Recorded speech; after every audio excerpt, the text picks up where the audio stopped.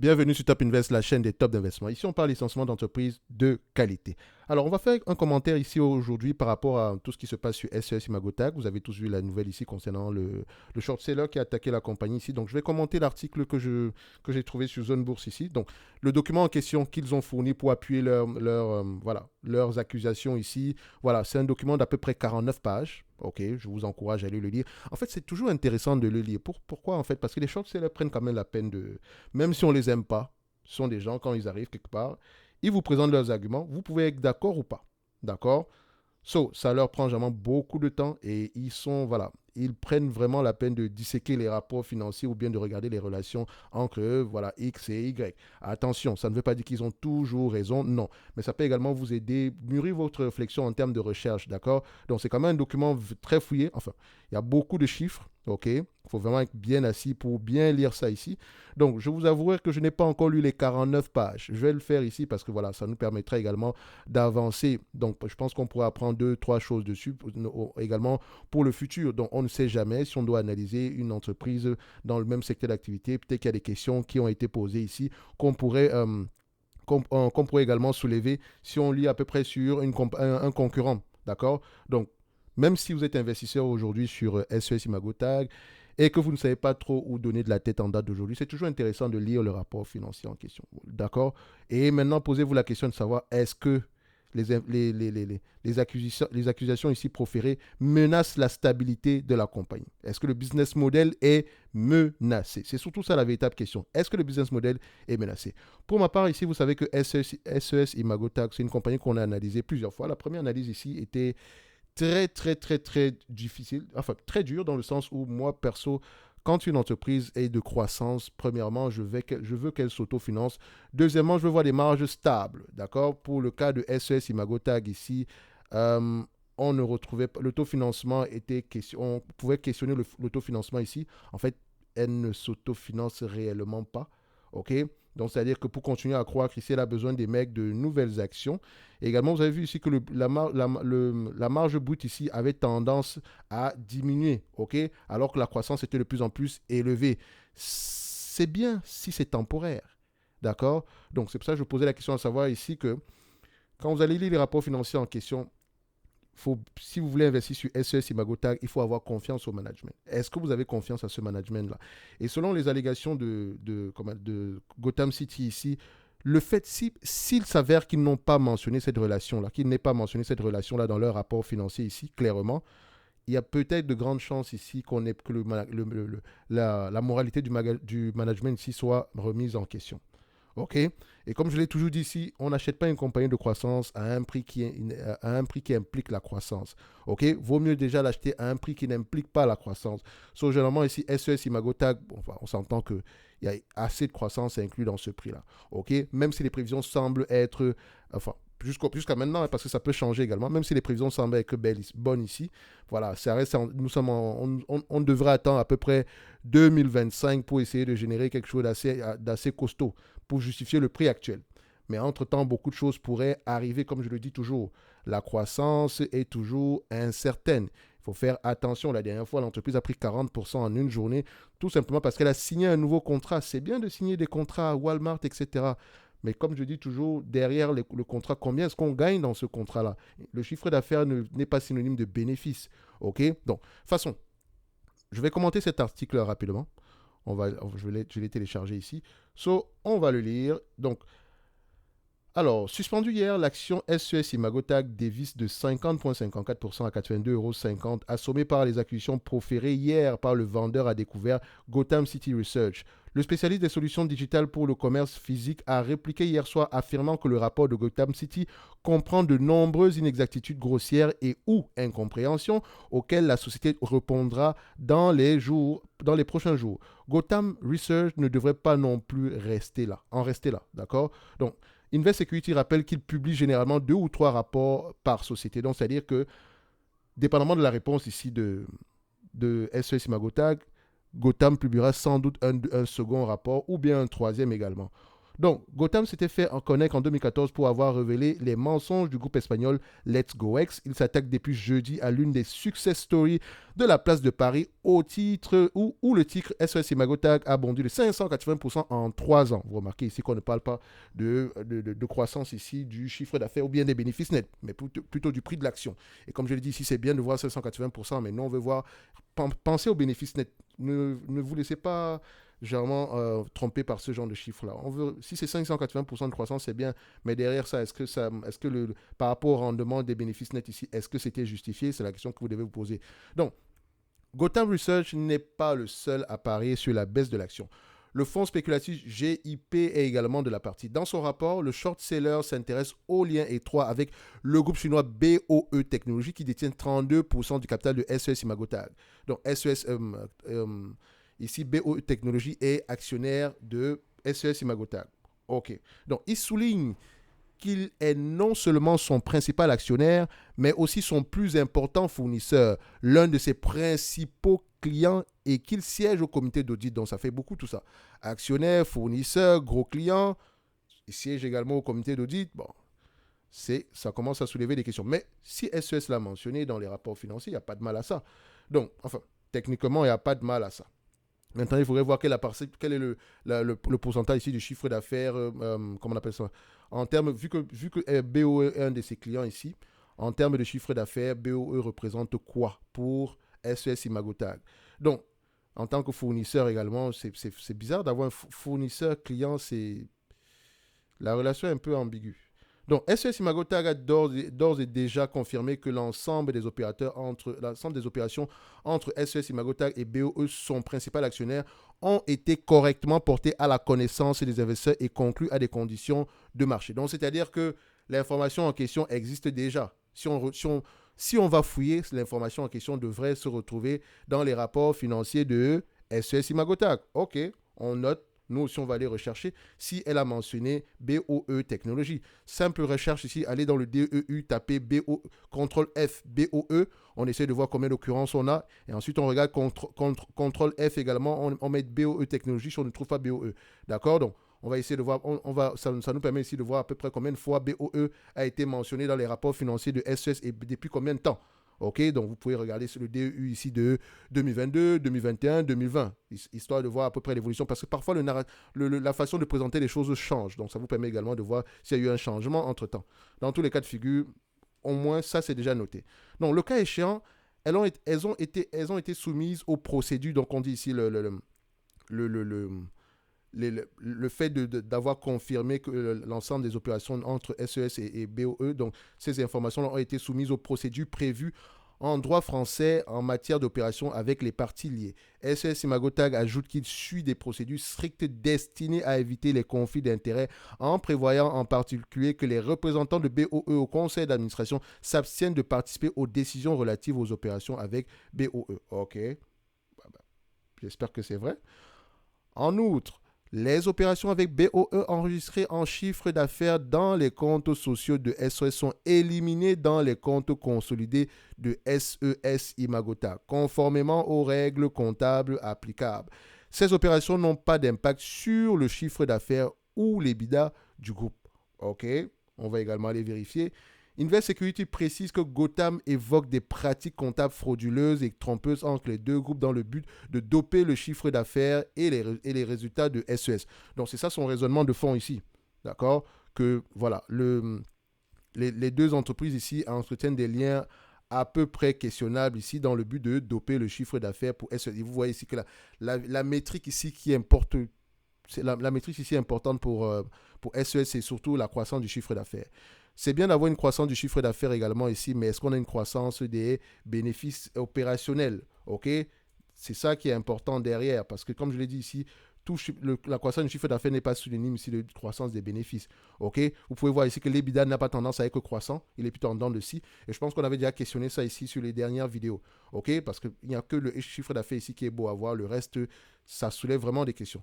Donc quand on revient ici, mais ça peut également être dû à la stratégie de l'entreprise, hein, comme on avait mentionné tantôt ici. Peut-être que si le but est de rentrer dans les magasins, vendre le produit ici, donc comment on appelle encore ça, les tags, les étiquettes de prix électroniques ici, d'accord? Donc, vendre ce matériel-là et derrière, d'accord, facturer un logiciel qui vous permet de mettre à jour ce genre de choses-là. Et voilà, le revenu sera récurrent par rapport à ce logiciel-là, si ça existe, bien sûr. Donc, ça peut être la stratégie de marché de l'entreprise ici parce qu'il semblerait que ce soit un 360. Donc, on peut vendre à perte, mais retrouver quelque chose ici par rapport à l'entente à long terme. Donc, on continue ici. Gotham City juge ainsi que les états financiers du groupe sont substantiellement trompeurs, incorrects et déficients. Il affirme que les revenus 2020-2022 sont surévalués d'au moins 7 à 13% et que l'EBITDA de 2022 est surévalué de 106%. Waouh! Donc, ce petit 7 à 13% a eu un impact significatif sur l'EBITDA. OK? Donc, SS a répondu que ces commissaires ont rendu, donc le commissaire ici, ceux qui s'occupent de l'audit ici, donc ça peut être, je pense que c'est KPMG, si je me trompe pas. Bref, on va vérifier. Enfin, de toutes les façons ici, ils ne sont pas nombreux à faire dans tout ce qui concerne les audits ici. C'est souvent généralement les mêmes compagnies qu'on retrouve. Donc, SES Imagotag a répondu que ces commissaires ont rendu des rapports d'audit sans réserve sur les états financiers annuels de 2022, 2021 et 2020. SES Imagotag table en 2023 sur un chiffre d'affaires de 800 millions d'euros et une rentabilité en amélioration substantielle par rapport à l'année dernière. Selon l'analyse du vendeur à découvert, SES Imagotag devrait se négocier entre 30 euros par action si les actions se négociaient simplement en ligne avec les pairs. Donc, on ira également voir ici qui sont les pairs de SES Imagotag. Donc, cette information, sans doute, on va la retrouver ici dans le document qui a été publié par Gotham City Research. Donc, notre analyse et examen des 3 premiers arguments principaux de Gotham City Research concernant SES nous paraissent peu convaincants et ne nous incitent pas à changer d'avis sur les fondamentaux du groupe, a commenté Stifel. Donc Stifel dit que lui, il a lu le document et voilà, il n'y a rien à changer. Donc, ils restent sur leur objectif. Bon, j'aimerais bien savoir quel est leur objectif ici. Le broker reste à l'achat de même. Sans les détails du contrat de Walmart, nous disposons de suffisamment d'éléments pour le considérer comme rentable. Donc, même sans les détails du contrat de Walmart, nous disposons de suffisamment d'éléments pour le considérer comme rentable. Donc, c'est-à-dire que même s'ils n'ont pas tous les détails concernant le contrat avec Walmart ici, ils considèrent qu'il y a de grandes chances que ce contrat-là soit rentable à long terme pour la compagnie. OK, mais on aimerait bien savoir, il se base sur quoi? Parce que nous, on a juste eu la taille du contrat ici, mais derrière, qu'est-ce que l'entreprise va en tirer? C'est ça qui est le plus important également. Notre analyse a été renforcée par nos discussions avec le PDG et le directeur financier du groupe, ajoute le broker. Donc, ils ont discuté avec le PDG et le directeur financier du groupe. Ça, ce sont les 2 sources qu'ils ont présentement ici. OK, comme d'habitude ici, comme je l'ai dit, si le PDG ici est de bonne moralité, tant mieux, on pourrait prendre ça en considération. Mais s'il y a des choses qu'on nous a cachées, moi, je ne peux pas faire confiance à ce genre de PDG. En tout cas, je n'ai pas vérifié, comme je le dis encore une fois ici, ça, c'est le constat. Maintenant, tous les éléments qui ont été avancés ici, on lit le rapport de Gotham, on ne se dit pas juste que Stifel a lu, nous également, on lit, on va vérifier dans les rapports financiers nous-mêmes quelles sont les informations, où est-ce qu'ils ont trouvé cette information-là, et comment est-ce qu'on peut l'apprécier ici, et on se fait notre propre avis. OK? So, SES Imagotag se réserve la possibilité d'exercer tout droit en vue d'action en justice ultérieure, si nécessaire, a conclu le groupe. Il n'est pas souvent bien de menacer les short-sellers. Donc, généralement, quand une entreprise menace un short-seller, c'est souvent un signe que le short-seller a eu raison. Mais attention, d'accord? Ici, ils n'ont pas dit qu'ils vont le faire. Ils ont dit qu'ils se réservent le droit. D'accord? Donc, on va attendre la réponse de SES Imagotag. Il me semblerait même que... Bon, on peut également vérifier si peut-être qu'ils ont déjà publié leur réponse ici. Donc, ce serait important à aller regarder. So, c'est surtout la relation avec un de ces actionnaires ici. C'est ça le vrai questionnement ici. Investor Relation. OK, on vérifie ça ici. Donc, c'est tout ça, je dirais même le cœur même de leur analyse. On va le dire comme ça. Donc, approbation, l'ensemble. Donc, il y avait également le conseil... l'assemblée générale ici, l'assemblée annuelle ici de SES, c'était aujourd'hui. Donc, ce serait bien de savoir qu'est-ce qu'on a dit à ce niveau-là. Donc, je n'ai pas encore écouté le conference call ici ou bien lu le transcript. Donc, je vois ici qu'ils ont répondu ici aux allégations de Gotham City Research. Donc, on va voir ça rapidement ici. Combien de pages on a sur cet élément-ci? C'est 2 pages, OK? Donc, je pense que c'est ce qui a été annoncé enfin, ce qu'on a lu tantôt sur le site Zone Bourse ici. Je pense que c'est la même chose qui a été répétée ici. Donc, on voit là qu'ils donnent leurs propres raisons. OK? C'est un document d'une page, c'est très rapide ici. En outre, les opérations VBO enregistrées, donc ça, c'est ce qu'on a lu tantôt tout à l'heure. Donc, les dates du groupe, parfait. Donc, ce sont les mêmes éléments qu'on a lu tantôt tout à l'heure. OK. Donc, comme je disais ceci, maintenant, vous, actionnaire de SES Imagotag, ce qu'il va falloir faire, premièrement, c'est de prendre le rapport de Gotham City Research, aller le lire, d'accord? On regarde à peu près quels sont les éléments qu'on pourrait considérer ici comme étant à risque par rapport au business model de l'entreprise. Si on accuse l'entreprise ici d'avoir des résultats, des revenus moins élevés que prévu, ce n'est pas bon. Surtout que le cœur même de son... enfin, l'entreprise se vend auprès de ses actionnaires ici en parlant beaucoup de croissance du chiffre d'affaires, etc.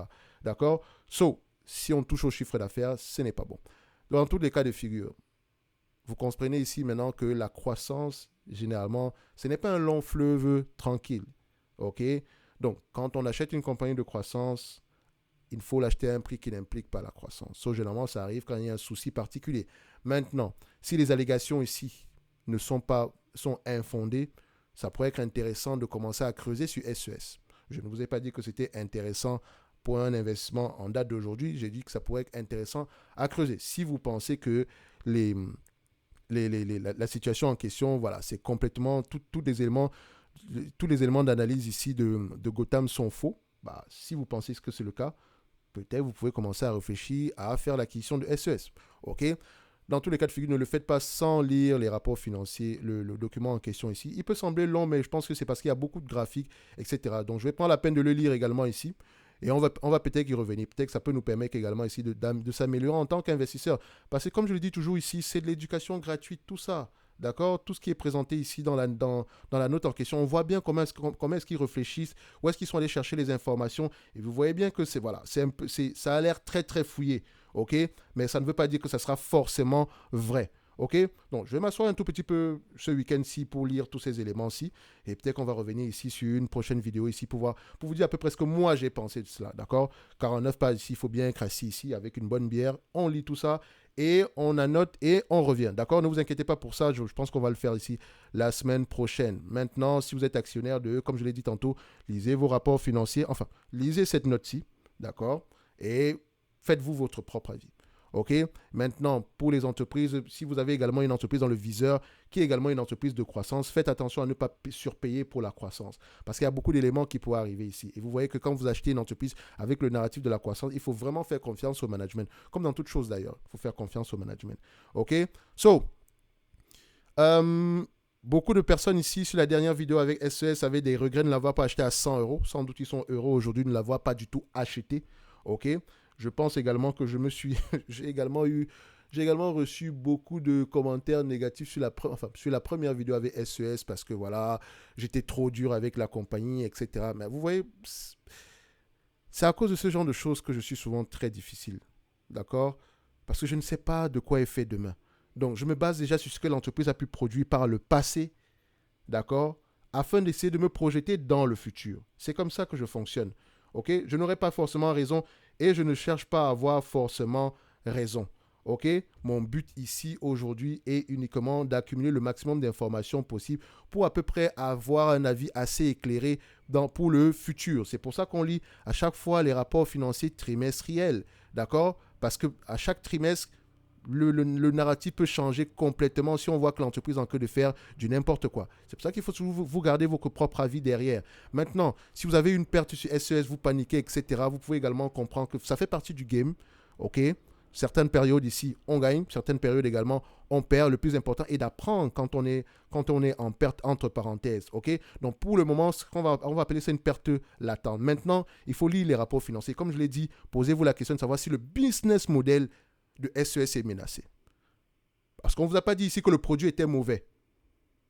D'accord? On n'a pas dit que le produit était mauvais. On a dit ici que l'entreprise ici, que l'entreprise, les résultats, le revenu de l'entreprise ici est peut-être infondé. Enfin, entre parenthèses ici, ce revenu-là est exagérément, il est un tout petit peu élevé ici par rapport à ce qui devrait être normalement.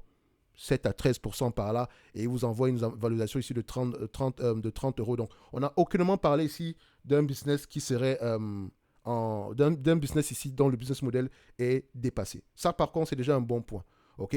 So, maintenant, c'est du point de vue comptable ici parce que c'est un peu élevé, etc. So, on va le lire ici. Vous voyez que les prévisions ici restent à peu près optimistes. On peut voir ça ici. Voilà. Donc, je me suis pris l'abonnement ici de Coifin, histoire de voir à quoi ça ressemble pour le moment. En tout cas, je vous dirai ici dans une prochaine vidéo qu'est-ce que j'ai pensé de cet abonnement-là. Vous savez que la version gratuite déjà de Coifin nous donne énormément d'informations. OK, très rapidement. Et également, on va essayer de voir si l'abonnement en vaut la peine. OK, pour le moment ici, voilà. J'aime bien essayer de voir les prévisions. J'aime également voir le nombre d'analyses sur le dossier. Je pense bien, ils sont 6 ici, à ce niveau-ci. Donc, par rapport aux prévisions de bénéfices nets ici, on n'en fait pas encore. Enfin, est-ce qu'il y en a dans bénéfices nets ici? On s'attend à du 95 millions. C'est rien du tout par rapport à la capitalisation boursière ici. Bon, je crois que c'est rien. C'est 20 fois les bénéfices quand même. Ça peut être assez intéressant. Mais attention, ça, c'est à partir de 2024. Donc, 2023, on prévoit 51 millions. 2021, ici, on prévoit 20, en 2022, on a eu 21 millions ici de bénéfices nets. 21 millions de bénéfices nets à 20 fois les bénéfices. Ici, on a préparé 400 millions par là. Donc, si on atteint, en date d'aujourd'hui, si on l'évalue à 20 fois les bénéfices, normalement, on devrait avoir par là des bénéfices nets aux alentours de 130 millions par là. Donc, ce n'est pas encore le cas. Donc, on s'attend à du 152 millions d'ici 2025 ici. Moi, j'aime également voir la marge brute ici, si on s'attend à des marges brutes de plus en plus élevées dans le futur, en termes de pourcentage, bien sûr. C'est ça qui m'intéresse également ici. Ça nous permet de voir si la marge brute est censée augmenter dans le futur. Je vais juste comparer ici la médiane à 424. 424 ici, divisé par le revenu de 1,5 milliard, divisé par 1,56. Enfin, on va faire 1,569. Ça donne quoi ici? 27%. Quelle est la médiane? Quelle est la marge des bénéfices de la marge? Quelle est la marge brute ici? On va voir ça ici, 27%. Gross margin. Gross margin ici, on est à combien? 22, donc on s'attend une légère augmentation de la marge brute ici. Ça reste une information supplémentaire. Hein. Attention, ça peut également changer parce qu'il y a de fortes chances que les analystes également mettent à jour leur dossier. Comme je l'ai dit ici, le business model n'est pas menacé. D'accord? Donc, on va aller voir ici si SES Imagotag n'avait pas réellement mentionné cette relation-là avec l'investisseur en question. Donc, c'est vraiment ça le cœur même de cette analyse-là. Bon, moi, je dirais que à première vue, c'est assez léger. D'accord? C'est assez léger. Mais attention, ça ne veut pas dire que SES était sous-évalué, sous-évalué ou bien surévalué. Non, non, non. Enfin, je pense que c'est plutôt une affaire de surévaluation ici. D'accord? So, on va essayer d'aller creuser ça en profondeur. De toute façon, je vais vous revenir sur une deuxième vidéo ici. Donc, entre-temps également, ne prenez pas de décision ici sans lire vos rapports financiers, d'accord? So, on va se donner rendez-vous ici sur la prochaine vidéo. N'oubliez pas, en lien dans la description de celle-ci, vous avez le lien vers le service Top Premium. Et on se donne rendez-vous sur les prochaines vidéos. Dites-moi ce que vous avez pensé de cette information-là par rapport à SES Imagotag. Si vous êtes actionnaire, qu'est-ce que vous pensez de la compagnie? Parce que posez la question directement ici, derrière, hein, qu'est-ce que le business fait en lui-même? Il y a un abonné Top Premium qui avait réussi à me convaincre sur le business model de cette compagnie-ci parce qu'il travaillait dans le domaine, d'accord, notamment dans les supermarchés, etc. Donc pour lui, c'était un gain de temps. Donc peut-être ici, SES derrière, pouvoir avoir la capacité d'augmenter les prix une fois qu'ils avaient une grosse base installée ici dans les magasins, notamment avec les tickets les étiquettes électroniques ici. C'est un gain de temps. Ça permet, enfin, j'en ai parlé plusieurs fois dans les vidéos ici. So, ça permet ici de gagner du temps, de savoir à peu près rapidement quelles sont les étagères qu'on devrait remplir rapidement ici parce qu'on a l'information, les capteurs nous donnent l'information ici du fait que les étagères soient vides. Donc, vous voyez ici que vous n'avez pas besoin, un commis n'a pas besoin de marcher entre les rayons ici pour voir si c'est plein ou c'est pas plein. Non, maintenant il a l'information directement et il va le faire. Ça permet de gagner du temps ici. Ok, bon, ça c'est un exemple parmi tant d'autres. So, maintenant pour avoir cette information, comme je disais tantôt, il faut vraiment que ce soit une compagnie qui vende réellement un logiciel. Et comme vous pouvez le voir ici, ils ont questionné la partie logicielle. Je pense ici qu'ils ont mis à un moment donné, ici on a parlé ils ont mentionné ici que le projet, je pense que c'est le produit qu'on appelle Vision ici, eux ils ne considèrent pas ça comme étant un SaaS. Ok, on ira voir ça ici de toutes les façons. So, je pense que ça peut être un document intéressant à lire dans tous les cas de figure. Ils n'auront pas forcément raison ici, mais en tout cas, je vous donnerai mon avis par rapport à ce document-là une fois que je l'aurai lu moi-même. Pour le moment, c'est Stifel qui dit qu'il n'y a rien à voir là-dessus, donc rien d'intéressant. D'accord? Moi aussi, je vais aller lire afin de me faire mon propre avis. Ok? Basez-vous toujours sur vos avis à vous. Ok? Ne paniquez toujours. Bon, de toute façon, le mal est déjà fait. D'accord? Maintenant, c'est le moment de lire, prendre une décision. OK? Mais ne prenez pas de décision sans lire. OK? So, on va se donner rendez-vous sur la prochaine vidéo et cette fois-ci, c'est vraiment le mot de revoir, le mot de la fin. OK? Merci.